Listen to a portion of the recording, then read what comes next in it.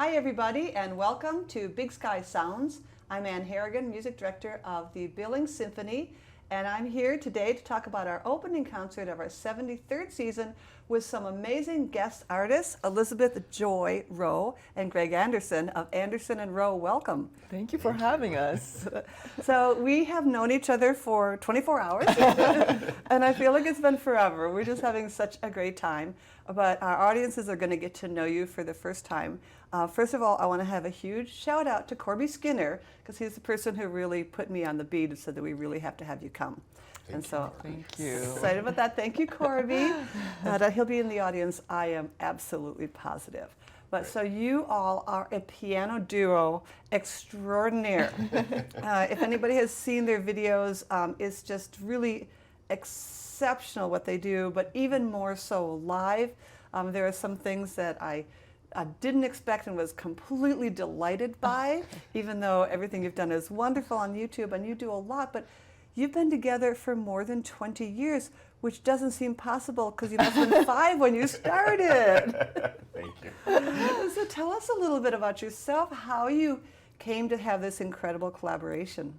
Well, we were lucky to be classmates at Juilliard, and so we met during our freshman year. It was just total serendipity and became good friends. And then, you know, formally as a piano duo, we actually first played together to get chamber music credit and also to spend more time together. Oh, that's and lovely. We realized literally, it was the first rehearsal, that we had this magical chemistry, and it's one of those things that you can't always predict, because sometimes you have a strong personal connection with someone, but not necessarily a musical one, or vice versa. And it just, both elements were there, and our first recital had a lot of the elements of what you will see, you know, with our concerts and our persona, this sort of adventurous and playful and sort of galvanizing approach to music. And we had such an amazing time together that we decided we should keep this going. And actually our teachers at Juilliard encouraged us to continue as well. Oh, that's fantastic. What was it like for you, Greg? Oh, I mean, it was alchemy. Like, I remember that first time we sight read together and like how absolutely electric it felt. I remember I like had to stop and just like gasp and take a breath, because it just had that energy about it, and that's something that's followed us to this day. But I think even more importantly than just like kind of a synchronized precision, it's like that friendship that started it all off. I just feel so lucky that our career has been traveling the world together as friends, meeting amazing people and making wonderful music together. It just, when I go play a solo event, there's always like this loneliness and this sadness, and to be able to do it with somebody like Liz makes it so joyous and joyful all the time, which then of course connects to our mission, which was there from the very first concert, this idea that we want classical music to be a relevant and powerful force in society. And so like that friendship and that mission and this like chemistry has really been like all the glue that's held us together for now 21 years. 21 years. That's fantastic. That is so exciting. So this is not your first time to Montana. No. So tell us about your previous visits and what connects you to Montana here. Yeah, well, there's a lot. Yeah, you have a really special connection. I do, but I want to actually mention our very first time we performed in Montana. We performed in Dillon. Yes, yes. And we flew into Billings and drove to Dillon, and I remember the car broke down on the side of the highway. Yes. So then we had a rental company drove out, met us, gave us the rental car. Day of the concert. Drove that, ran into a deer. Yeah. Of course, yes. And got to the concert venue just, like minutes before the show happened. But we got there on time and we played a great concert. Oh, fantastic. It was literally the final concert in like a 25 city tour. And so at that point we were like, okay, we're done with this tour. So it was a very memorable occasion. It was really fun. We've performed in Missoula a few times, once with the symphony there, and then at Tippett Rise. Yes, Art that's Center. how I got to Art know you, Center, so through yeah, Tippett Rise. and Fantastic. made music videos there, just stunning landscapes. But the personal connection, maybe one of the reasons I'm always so excited to come back is my brother lives in Yes. Billings. And he is an architect at the Cushing Terrell architecture firm, and I'm just so excited. For me, this is a once-in-a-lifetime event. My brother worked on the redesign of the Alberta Bear Theatre, and in all the years of his architecturing, I don't remember him having this much of a hand in a theater, in some place that I would actually perform in. And so this is the first time I performed in one of his spaces. He was the lead designer on the refurbishment. So have I'm you talked to him excited. since you had your first rehearsal on Thursday? Have you talked to him to say, hey, good job? I'm looking forward to. I know I get to see him later today, but I think he was in Helena yesterday, receiving an award. So I haven't seen him yet, but I absolutely am going to tell him a fabulous job. I mean, what do you think of the acoustics? Oh, well, you heard it yourself. You know, in a lot of places you have to work so hard to get a big sound, and here you just kind of just play and it all happens. And it's something we're constantly having to adjust to tell you the truth, because we have to back off and let the auditorium becomes a part of the orchestra, a part of the instrument. It's like a whole resonating body, and so it's fantastic. I mean, the sound is completely different. It has so much more complexity. There's so much more life in it. And people can really hear the difference, so it's exciting. We had to wait, by the way, had the opening delayed because of COVID. Yeah, exactly. We were actually planning to be able to come out and see it when the opening was supposed to happen, and obviously everything changed. Yes, exactly. So it's exciting to be in, and I think this is our second season now in the new auditorium, and it's just absolutely fantastic. So congratulations to your brother. You're and all so lucky. yes, we definitely are. Yeah. So, and actually, this would be a good time to also mention that this concert wouldn't be possible without the support of Cushing Terrell and also the Oakland companies and the Northern Hotel, who really make all this happen, because when you come on stage, you're going to see, I mean, the stage is packed. I think we have every possible centimeter covered by a musician. It's really great. And, you know, and these are all professional musicians, and a lot of them, like you, they fly in, you know, and it takes funds, basically. You know, these aren't amateurs. And so these are people who've won national auditions. These are the finest people in Montana. They're all together on stage, and they have so much great chemistry. None of this would be possible if it weren't for the generous support of our community. So I want to have a huge shout out to all of our concert sponsors, so including Cushing Terrell. So. Yes. No.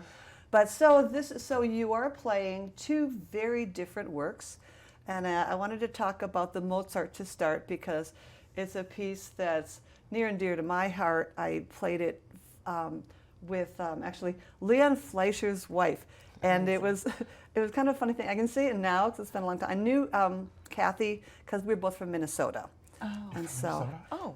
I'm Also, from Minnesota. What? Okay, okay, we'll talk later. explains a lot. It does, doesn't it? So yes, and I met Kathy. I went to Peabody, and it was quite daunting. A Minnesota girl going to Baltimore and going to school the first day, and being terrified of this big city, and meeting a girl from Albert Lee, Minnesota. Oh my God. And I was like, oh, and we were immediately friends. And this was before she had met Mr. Fleischer, who is, in my opinion, one of the greatest pianists to have ever lived, but that's just me.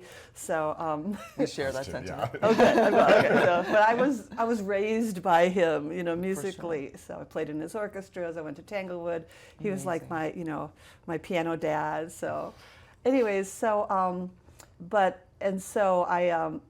I'd asked Kathy to play, and I just remember Mr. Fleischer being in the audience and sort of auditioning me and deciding if he was going to play with us. So, and it was really nerve-wracking, and it was Mozart double. And and I apparently passed the audition, and so he played the Prokofiev second with us the next year, the left-hand piano concerto. Sorry. Yeah. Yeah. So, anyways, and then I've done only one other time with the infamous Valentina Lisitsa, a great pianist who's come here as well. So it's not a piece you get to do very often, and everybody does it differently. And I'm just so thrilled by the approach that you have. And one of the things that I noticed right off the bat is most of the time when people do a double piano concerto, they try to sound exactly the same. You know, they work really hard so you have this sort of stereophonic thing, and we have that, you know, with orchestras too. And immediately when I heard you, it's very operatic. It tells a story. It's very sparkly. It's very delicate, but you are unique individuals, and you can hear that. And your phrasing is slightly different, and your colors are different, and I love it.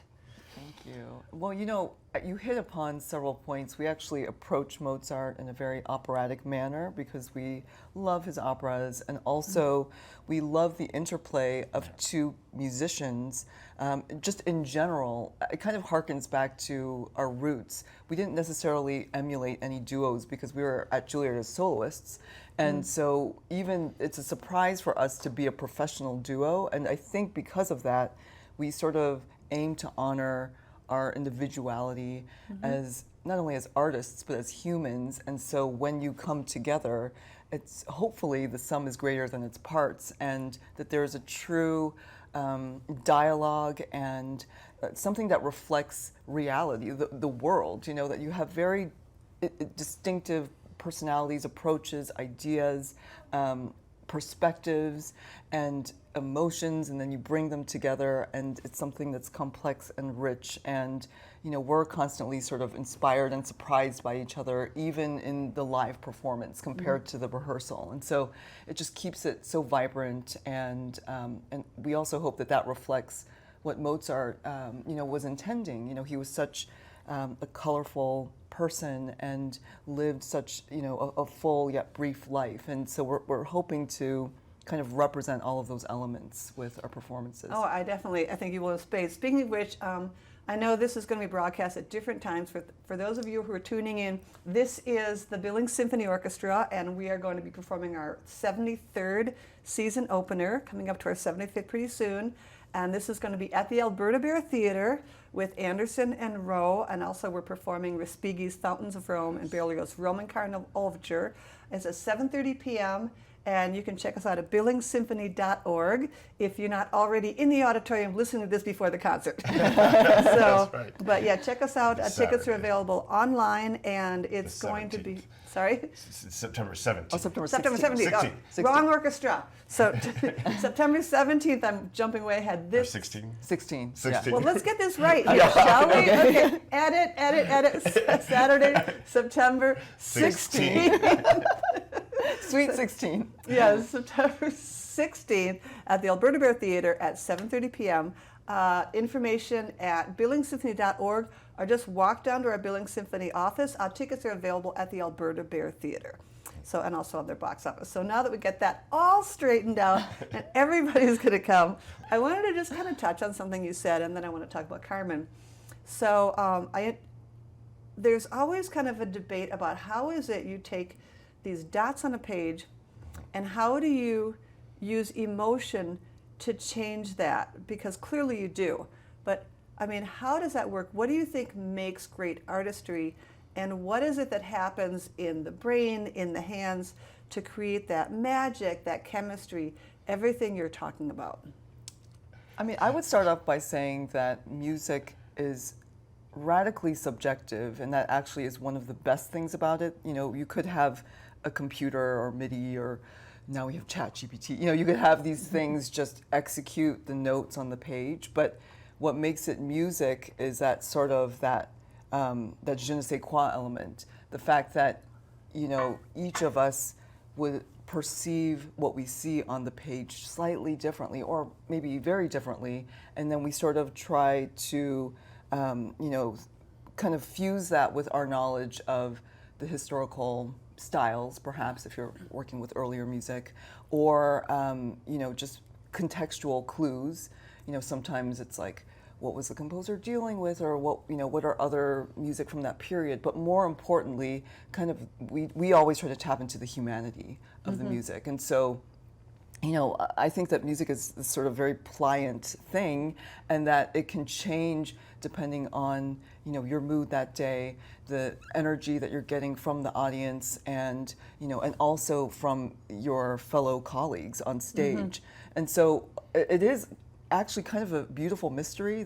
I feel like there's not a science to it, and it's this sort of thing that I'm always kind of in awe of, because even my husband, who's not a musician, he's always trying to ask, like, what exactly are you thinking of on stage? And sometimes in the best moments, it's like you're not even really thinking of anything. You're just like so present with what's happening. You're kind of just receiving, I don't know, like inspiration from the muse, if you will. Oh, no, I agree with you. I recently had the opportunity to go to something called the FLA.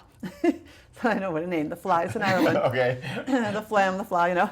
So it's the Tchaikovsky competition of Irish music, basically. It FLA is the Irish word for festival. And so I listened to all 24 of the finalists for the All Ireland, the top Irish music player in the world.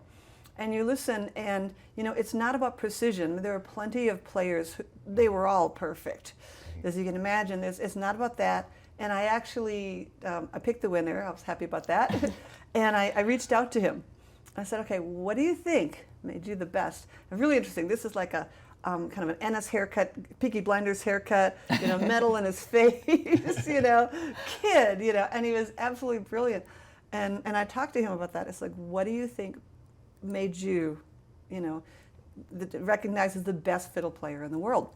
You know, and he talked about that same thing, that spontaneity, that freedom, you know, where he just kind of goes somewhere. And so it's interesting to capture that, and it's something that's so magical, and it is mystical, because you can't copy it on a MIDI. It's not possible. You know, it's like open the pod doors, Hal, you know, like that. So, but Greg, what do you think? How does this work for you? I love all of this. I mean, for me, one of the things I love most about music is the mess of it all. That we talk about music as being a universal language, but in many ways, it's very much not. Every single person in the audience receiving the music is having a completely different experience from the next. And there might be universal themes, but we identify and relate to those themes so differently. And the same thing is happening to us on stage as we perform. And I think that's where I find a lot of the energy and the electricity is when things stop making sense and it's not perfect. And it's actually one of the reasons like music really helped me through the pandemic, and the music of Mozart in particular, was because it felt so human in a way that at the moment some of the technological trappings of our world don't. And it's like this moment when it's just me and the notes of somebody a few hundred years ago playing together, or us on stage, or just listening to somebody and just realizing we're connected, but also so far away from each other. That was amazing, watching your videos and knowing, you know, just that you weren't in the same room.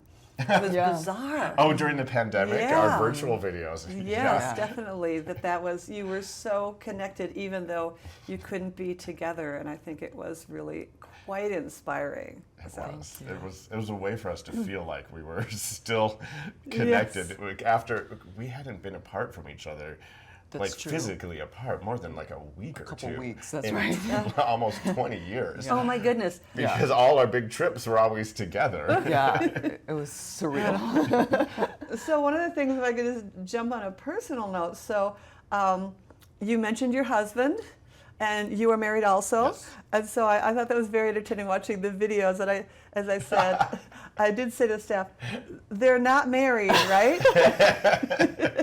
Apparently, one of the top Google searches is Anderson Roe married. I mean, if you search our duo, so you're not alone. Okay. People are very curious, but we actually think it's something that works to our advantage, because there are a number of married piano duos out there, and we've played at festivals where they end up fighting so much because they're on stage, they're rehearsing, and then they're in the bedroom. And I remember walking down the hotel hallway, just hearing these shouts coming from rooms. Oh my goodness! But like we think of it as an asset that we're friends. In the Mozart concerto, I think that's all about friendship. But when we play the Carmen, we can pretend to be lovers. Yes, exactly. And have all that like the sensual chemistry and yeah. passion Yes. between us. But in other pieces, we can also just act as if we're enemies and we're physically fighting each other for real fun. estate on the keys. But we can take on these different hats. We kind of come from a place of. And if we're siblings, we couldn't do all of that either. Right. We have more complete theatrical potential. Right, Very- exactly. So, Carmen, let's talk about Carmen. Oh my God, that is the most amazing arrangement of Carmen I've ever heard. Oh, wow. It's so sweet. fun. It's so over the top, and of course there's a yeah da da da da. That was fun. We started laughing out loud when that happened. The violin section started crying. But talk to me about, so when first, your agent said that they do the Carmen Fantasy. Oh, that's great. I figured it was, the Sarasate, which is very famous. And then I heard it, I was like, oh, yeah. Let's do it. So talk to me about your rendition of one of the most famous, voluptuous operas ever written for duo piano and orchestra. Well, we like to joke that it's almost the greatest hits of the opera Carmen by Bizet I because we believe sort it. of. But when we say that, we get attacked because somebody's favorite Oh, they're opera like, "You theme, missed this theme." Yeah, that's right. We left it out. So our yes. personal favorites. Yeah, exactly. But it's sort of this sweet that kind of takes you on this journey that captures, the main themes of the opera. But to kind of pull it back, that's one of our sort of passions as a duo is to take music of any genre and to reimagine it for two pianos or two pianos and orchestra, and it almost puts us sort of in that tradition of the pianist composers of yore, Liszt or people like that who would take folk music and opera tunes and rework them, and it just gives us this palette of rich creative potential that we can just play around with these themes, and again these theatrical elements of seduction and heartbreak and drama, and so that's what we're trying to explore in this very jam-packed fantasy. And we kind of just give ourselves license to go for it. Somehow, I don't know why, once the two of us get involved, we bounce ideas back and forth in these brainstorming sessions and just don't really put limits on things, and so things get a little overhyped, but like, that's You can always pull it back. yeah, that's kind of the point of it all. We know, everyone knows these themes. At least I anticipate many people will Yes. recognize the themes from cartoons and just mainstream media. They're like quite famous, and so it's like, if we're gonna take those themes, we want people to experience them in a new way at the concert. We want it to feel like something special. So we're always like trying to tap into the spirit of the music and see how we can dial it up. Well, especially with orchestra, it's, Yeah. it's Oh, so yes. epic to hear all that sound around us. So speaking of orchestra, what is it like? Oftentimes you play by yourselves, but what has it been like to come to Billings? It's always like speed dating, I feel like, and we've, at this point of this filming, we've only had our first rehearsal. As I said, we met yesterday. You met the orchestra yesterday. What have been your impressions of the Billings Symphony? Oh my goodness. Fantastic. Yeah. Well, first of all, we need to give a shout out to you, Anne, because from the moment that we met, during our first initial meeting before getting in front of the orchestra, we just felt such an ease and this immediate synchronicity with the thank approach. you. So, Well, and respect. I mean, Yes. you were so prepared. yeah, you really know the score inside and out, Yeah, especially yeah. the Carmen, which is, Yeah. not a lot of, music directors would take the time and the care to kind of go through it. Well, that's really sweet of you. Thank you. It's so exciting. I mean, why would you not? It's kind of like, I don't know, getting sucked into this really dramatic story and the way, and also your treatment of it, because you have to kind of wrap your head around it. Yeah. If you walk in and saying, okay, this is the Carmen Suite, you're dead in the water. Yeah, absolutely. Yeah, for You are sure. going to be in such a bad surprise. Like, yeah, I know this. Yeah. Yeah. Nope, you don't. When I heard the orchestra members checking their notes, are you sure that she's up? Yes, Yeah, we're going yeah. for like almost a dense cluster chord here. Yeah, I thought that Got it was right. great. And the orchestra, I mean, the energy is so warm and welcoming, and there's such commitment to There really the is. music, and that's really, it's infectious. It really affects us as soloists because we want to feel like we're part of the family and the community and bringing this music that we love to life. Yeah, something that struck me, it's like 2 minutes into the rehearsal was how sensitive they all were. Because there's often, especially in a first rehearsal, there's so many things going on. You don't have time to be sensitive. You just kind of got to get the note out in the right spot at the right time. And they were reacting so quickly, and we stopped and did something a second time, and it was as if it was a different orchestra. It was just such quick, intuitive responses. I'm glad to hear that. I feel that way, obviously. Bravo. I'm very proud and honored to lead the orchestra, and I think the aesthetic is such that they are so into everything they do. I mean, I said this to you in person, but there is nothing that the Billings Symphony phones in. It just doesn't happen. It's always an event, because we have a mix of people. We have people who work full-time jobs. I had people who will work, as doctors. Oh my goodness. Oh yes, wow. and working at 6 a.m. Working a full-time job and then coming and performing playing. at that level too. And playing at that level, definitely. We have a mix of that, and then we have the young up-and-comers who just passed a national audition, and who will be going on to play in a big orchestra. And so it's a real mix of people. We have people who started their career and now they came to live here in Montana because they made that choice to live in Montana. And so it's really interesting how there's many different people who have had many different journeys with music, but all of them come here because they really want to, and they love it, and they're so excited. I always feel like, I'll say about the Billings Symphony Orchestra, there's something about the Montana persona, even if they're not from Montana, when they get here, they become Montanans. Yeah. And there's this, just go for it, no holds barred approach to music making, and they love it when people like you come, and so I'm glad that you felt that also. Excellent. Well, that's going to be the Sweet 16, Saturday, September 16th at the Alberta Bear Theatre. We're also going to be performing the Berlioz Roman Carnival Overture. Talk about over the top. Yeah, absolutely, fun, frenzy.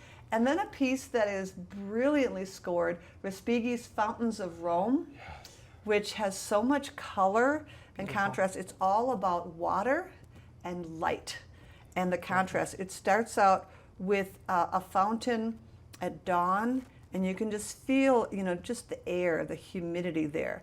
And you know how when it's really hot, you can sort of feel the air doing that. The vibrations, And you've got the violins doing this, and then you've got the oboe just kind of coming out from the mist. And this goes on for a while, and then it gets into this fountain that I feel like is just like sparkly kids playing. It's all this, and then there's the Fountain of Trevi, which is the big fountain, and it's huge, like waves of water, and it's the gods throwing water around. Very powerful, and then it goes down to nighttime again. So it's also an amazing piece that we're performing for the first time. I'm very excited. Oh, really? Oh. Yes, Oh, that's absolutely. fantastic. Oh, And classic. then our next concert is coming up in October, and all of our concerts going forward. Check us out at billingssymphony.org. There are so many offerings all over the city, from the Alberta Bear Theatre to the Depot to the Babcock to St. Patrick Co-Cathedral. I can't possibly hit them all. So I just want to say I'm Anne Harrigan. This is Anderson and Roe, and thank you for listening to Big Sky Sounds.